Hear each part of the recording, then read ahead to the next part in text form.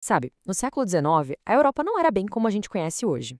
Bem no coração do continente, o que existia era uma verdadeira coxa de retalhos.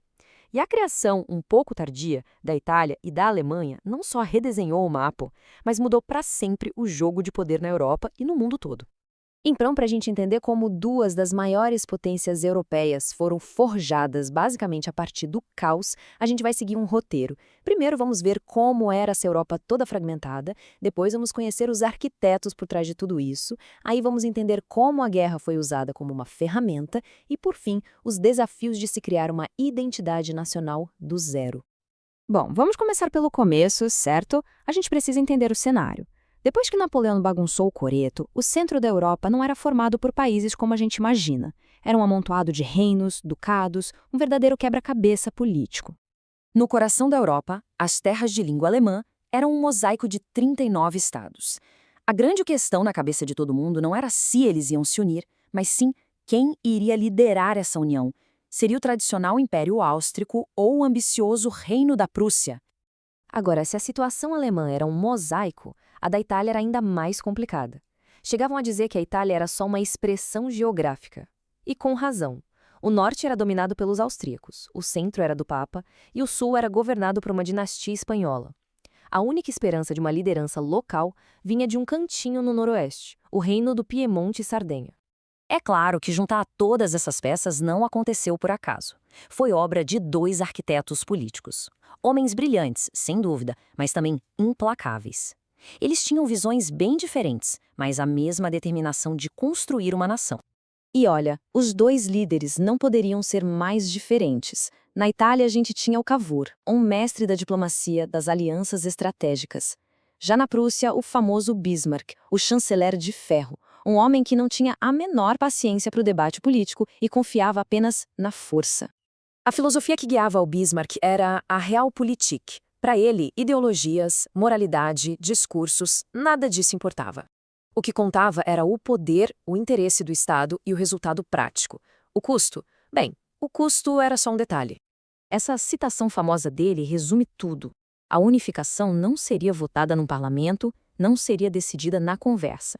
Ela seria conquistada no campo de batalha, alimentada pela poderosa indústria da Prússia.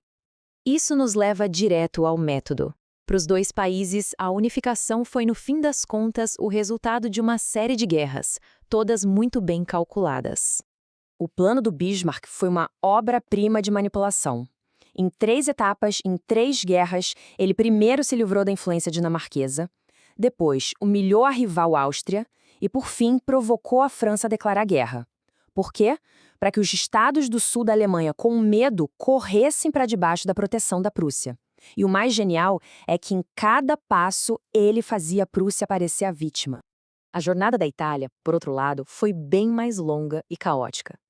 Foi uma mistura de diplomacia, revolução popular liderada por figuras como Garibaldi e também, claro, a esperteza de pegar carona nas vitórias militares da Prússia.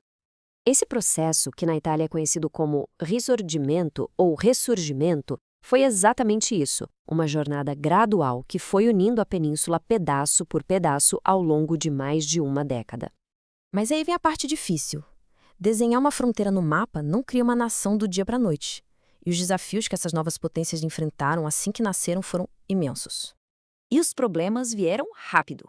A Itália tinha um abismo social entre o norte rico e o sul pobre, além da questão romana, com o Papa se recusando a reconhecer o novo país.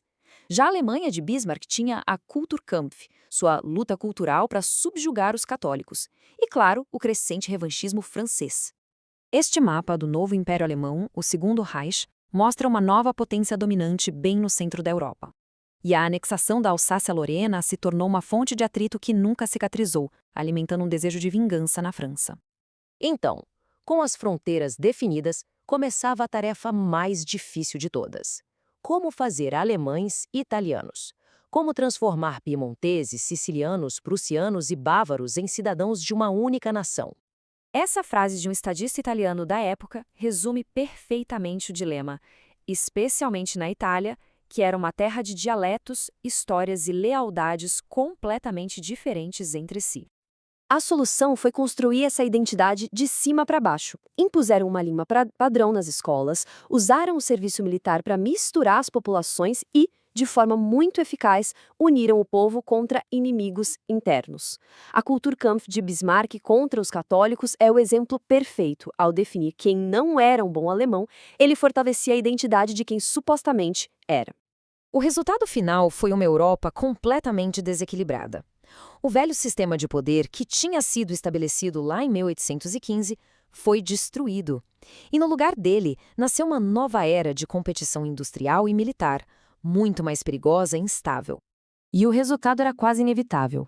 Com a França buscando vingança, a nova e poderosa Alemanha exigindo o que eles chamavam de seu lugar ao sol, ou seja, seu próprio império colonial, e uma corrida armamentista sem precedentes. Bom, o palco estava montado. As nações que foram forjadas a ferro e sangue acabaram preparando a Europa para o conflito que definiria o século, a Primeira Guerra Mundial.